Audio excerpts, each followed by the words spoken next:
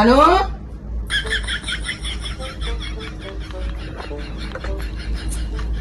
చెప్పండి అత్తయ్య. అమ్మ మొన్న పొట్టి చీర కొనుక్కొచ్చాను కదా 5,000 పెట్టి, చీర కనిపించట్లేదు ఏంది? అదేంటి అత్తయ్య నన్ను అడుగుతున్నారు? నాకేం తెలుసు అత్తయ్య. ఇంట్లో ఉండేది నువ్వు నేనే కదమ్మా. అయినా ఎప్పుడు బొడ్లో తాళాలు పెట్టుకొని తిరుగుతూ ఉంటారు కదా, నన్ను అడుగుతున్నారేంటి?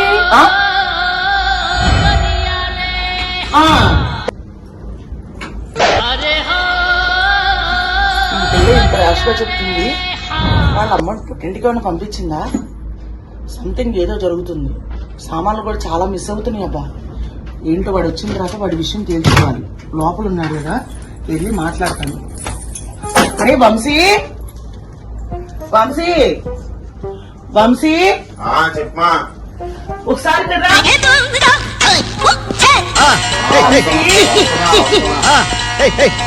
అరే వంశీ, ఒకసారి వంశీ, ఏం చెప్పిందో తెలుసా? మొన్న నేను 5,000 పెట్టి పొట్టి చీర కొన్నానా, ఆ చీర కనిపించట్లేదురా, ఏమైపోయిందని నన్ను అడిగితే మీ ఆవిడ నాన్న మాటలు మాట్లాడేసి ఇష్టం వచ్చిన మాట్లాడి వెళ్ళిపోయిందిరా. 5,000 రూపాయలు పొట్టి చీరరా, ఏమైనట్టు? ముందు మీ ఆవిడ నేనే కదా ఇంట్లో.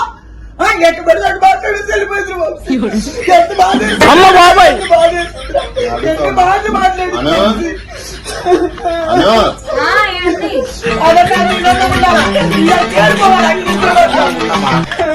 ఏంటి అమ్మ ఏదో మాట్లాడేవంట?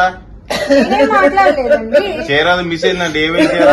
అదేంటండి మీరు కూడా నన్నే అడుగుతున్నారు? మీరిద్దరు చీర ఎలా పోయింది మరి?